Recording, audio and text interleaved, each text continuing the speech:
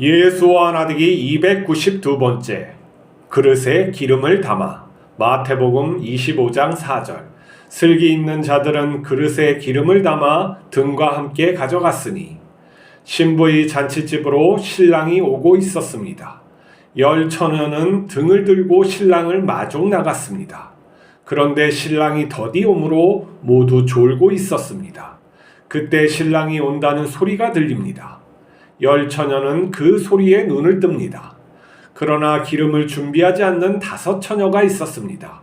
그들은 기름을 구하러 그곳을 떠납니다.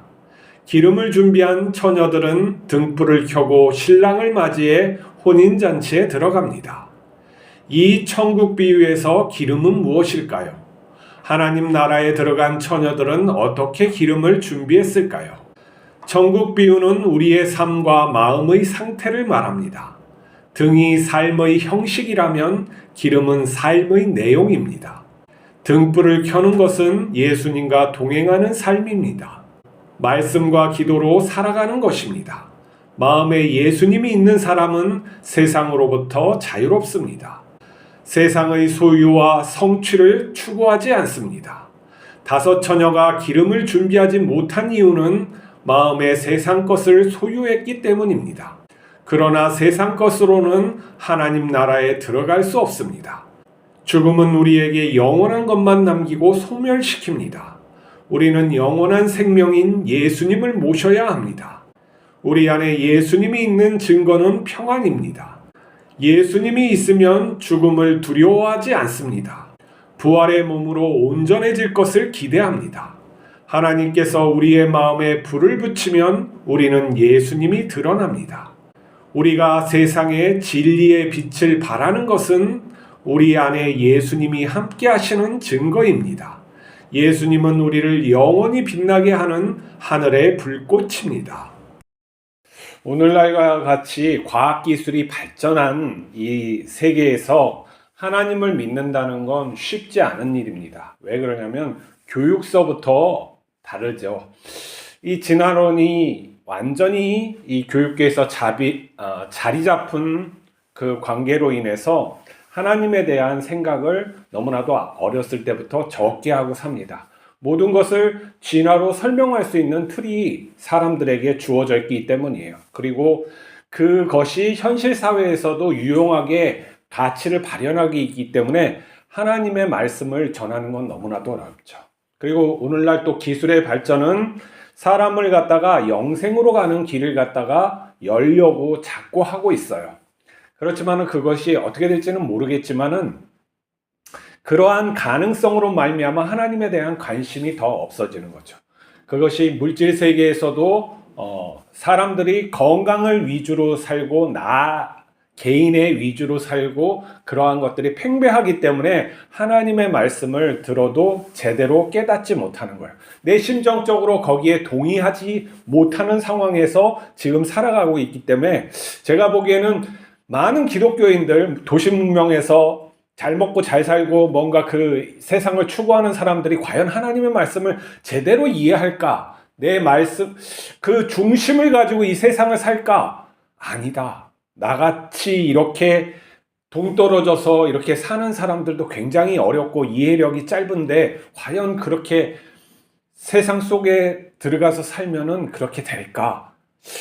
아니다라는 생각이 들어요. 그래서 참 제가 작업하는 것 중에 이 우리의 생각이 제한된 이 생각이 더 확장하지 않으면 기독교인들에게 더 확장하지 않으면 안 된다는 의식이 들어요. 그러니까 뭐냐면 과학을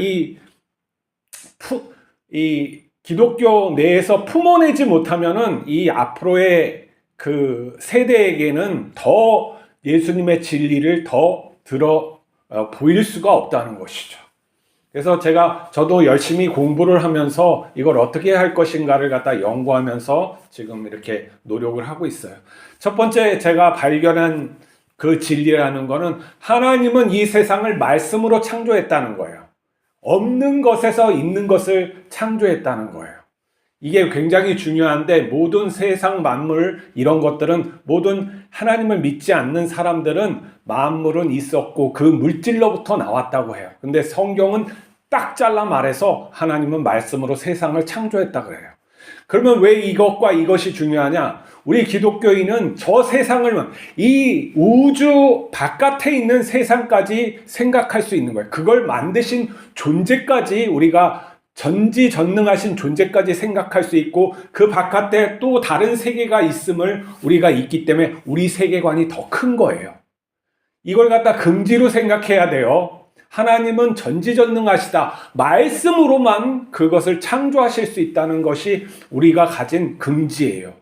세상 사람들은 뭐 양자요동에서 했고 순환, 우주는 그냥 순환하다, 순환한다, 뭐 이러한 걸로 하지만 우리는 그걸 뛰어넘는 생각을 하고 있어요. 근데 우리가 양자요동이나 이 빅뱅, 특이점 같은 것을 다 포함하면 돼요. 하나님이 그런 방법으로 창조하셨구나. 그렇게 얘기를 하면 된다고요. 아, 이 세상의 우주 만물은 미세 조정되어 있고 하나님이 얼마나 이렇게 정밀하게 만들었어요. 그냥 그렇게 생각하고 그 세상 사람들이 생각하지 않는 다른 형이상학적인 거대한 개념도 우리는 가지고 있을 수 있으니까 얼마나 좋아요. 우리가 죽어서 저기 다른 우주에 갔더니 거기에는 독특하게 살아가는 사람도 있을 수 있다. 이 가능성을 가지고 사는 사람이 더 넓은 세계관을 가지고 있는 거 아니겠습니까? 이런 생각을 가지세요. 충분히 우리는 하나님의 말씀 속에서 그런 것을 힌트를 가지고 가질 수가 있어요. 그렇기 때문에 우리는 결코 그런 우주론에서 더 광대한 우주론을 가지고 있는 사람들이에요. 그 세상의 작은 걸로 이렇게 들어가지 말아요. 그리고 옛날 사람이 기독교인이지만 옛날 사람이 주장한 그 우주론은 협소하고 작단 말이에요. 이 세계에 우리가 생각을 더 크게 하고 하나님 말씀을 새롭게 해석하고 그러면 다 포함되는데 하나님이 악이 아닌 것을 우리가 자유롭게 해석할 수 있어요. 그리고 또 보니까 이 세상 사람들은 진화가 우연히 일어난 것을 다 우연으로 해야 되니까 우연히 일어났다고 그러지만 그렇지 않아요. 자세히 보니까 진화는 우연한 게 아니에요. 이 미세조정된 우주, 이렇게 정밀하게 우주 돼 있으면 반드시 나올 수가 있어요.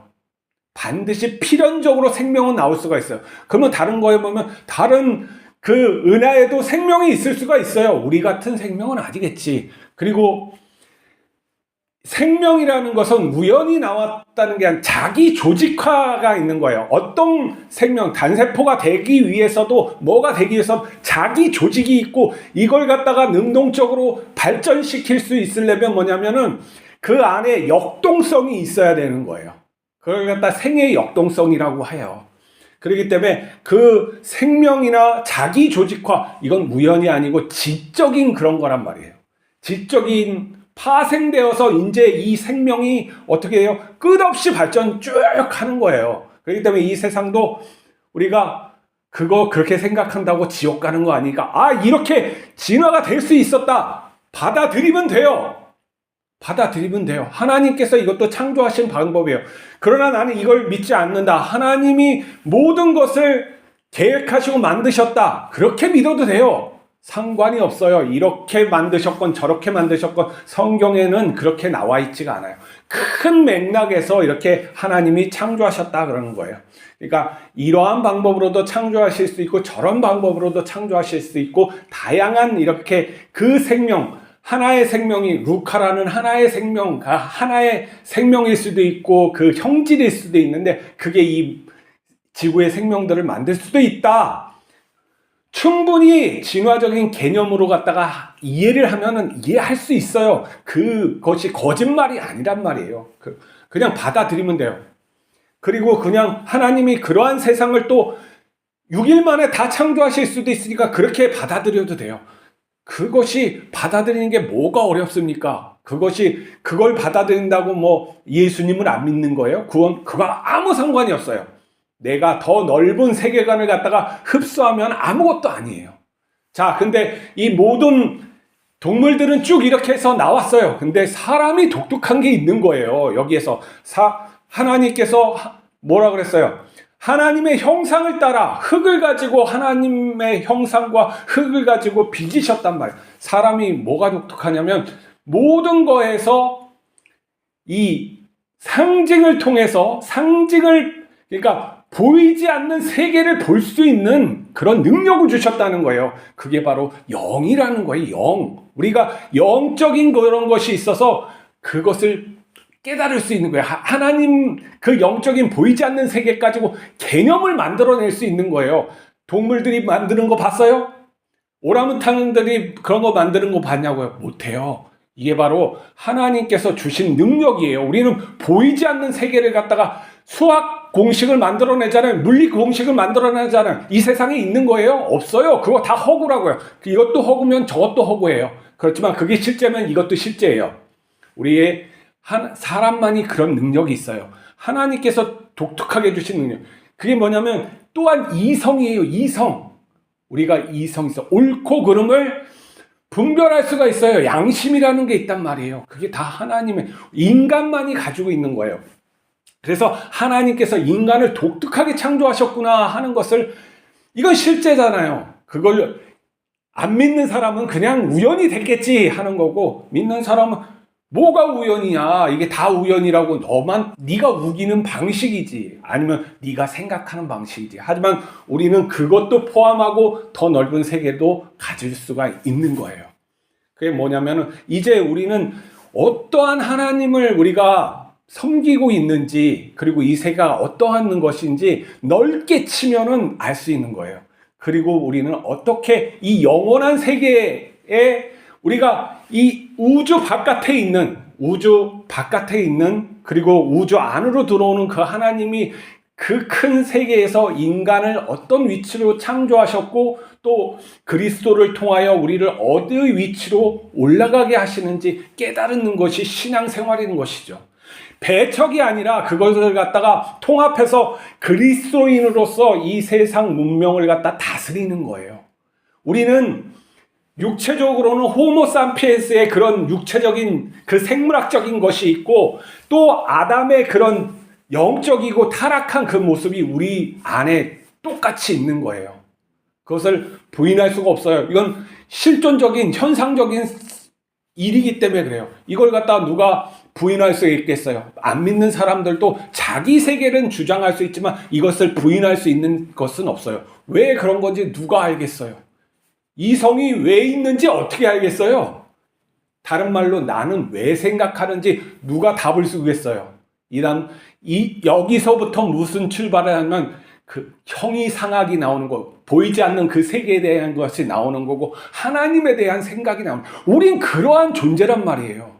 그래서 말씀을 하시는 거예요. 니들이 어떻게 살아야 되는지. 열 처녀에 대해서 오늘 말씀하셨는데, 그거의 핵심 보면 네가 어떻게 살아가는 것이 하나님 나라의 삶인지 가르쳐 주는 거예요. 그것은 우리가 죽어서 여기 간다, 천국에 간다는 그런 의미가 아니에요. 우리는 하나님, 예수 그리스도 안에 있는 사람은 이미 천국의 삶을 사는 거고, 그 삶을 어떻게 살아야 되는지 그걸 갖다가 말씀해 주는 거란 말이에요. 죽어서 가는 천국으로 얘기하지 말아요. 마태복음에서 하나님 나라는 이미 와 있는 나라인 거예요. 하나님 나라는 하나님께서 통치하시는 백성이란 말이죠. 그러면 그것은 우리가 어떻게 사느냐는 거예요. 기름을 준비하면서 살아나는 거예요. 영원한 가치를 깨닫고 예수 그리스도가 말씀해 주시고 깨닫게 해주신 그대로 살라는 거예요. 그런데 왜 다섯 처녀는 기름을 준비하지 않았습니까? 이렇게 늦게 올 줄 몰랐거든. 이 영원한 세계가 있는 줄은 몰랐어요. 형식적인 기독교인으로 산 거예요. 이게 열 처녀 모두 교회에 있는 사람들을 말하는 거예요. 형식화된 그런 삶을 사는 거, 내용이 있어라. 성령을 따라서 살아라. 그 말씀을 하고 계시는 거예요. 그러면 우리가 이런 세상 속에서 세상 믿지 않는 사람은 당연히 육체적이고 물질적인 위주로 볼 수밖에 없기 때문에 그러한 시각으로 얘기를 하는 거예요. 근데 내 안에 그 영적이고 현실적인 내가 생각을 하는 그 존재인 것을 깨닫지 못하고 그들의 그 말을 쫓아가고 그들의 생각을 갖다 쫓아가서 세상 것만 가득하니까 기름을 준비하지 않죠. 당연히 세상 속의 마음을 빼앗기고 살았으니까 기름을 준비하지 않는 거예요. 성령을 따르지 않는 삶을 말하는 거예요. 내가 하나님 안에서 예수 그리스도와 동행하는 그 삶을 사는 사람들이 그런 기름이 왜 없겠습니까? 기름은 예수 그리스도와 함께 사는 거예요. 성령 충만해서 사는 거라고요. 그러한 삶을 사는 사람은 죽음이 왜 두렵겠습니까? 이 땅 위에 그런 내가 죽으면 아무것도 아닌 거, 누가 알아주지도 않고 영원히 가져가지도 않는 그런 거에 대해서 휩싸여서 살겠습니까? 내가 그런 것을 믿지 않으니까 그렇게 살아가는 것이죠. 내가 어떻게 살고 있는지 잘 보세요. 정말 영원한 가치, 예수님께서 사신 그 가치대로 내가 살고자 애쓰는지, 그렇다면 하나님께서 그와 왜 함께 하시지 않겠어요? 내가 세상의 마음을 자꾸 뺏기고 무엇인가 성취하려고 그러고 소유하려고 자꾸 세상적인 그런 것들만 하니까 기름이 어디 있습니까? 다 말라 비틀어지고 빈 깡통만 내가 들고 있는 것인지. 그런 형식적인 믿음을 하면은 하나님 앞에 결국에는 쓸 수가 없어요. 하나님도 이 세상을 왜 창조했겠어요? 자신의 목적대로 자신이 원하는 것을 갖다 가지고 사는 거예요. 이 세상이 얼마나 과학적으로 정밀한지 알죠? 그리고 우리의 역동성, 이 생명의 역동성이 얼마나 돼요?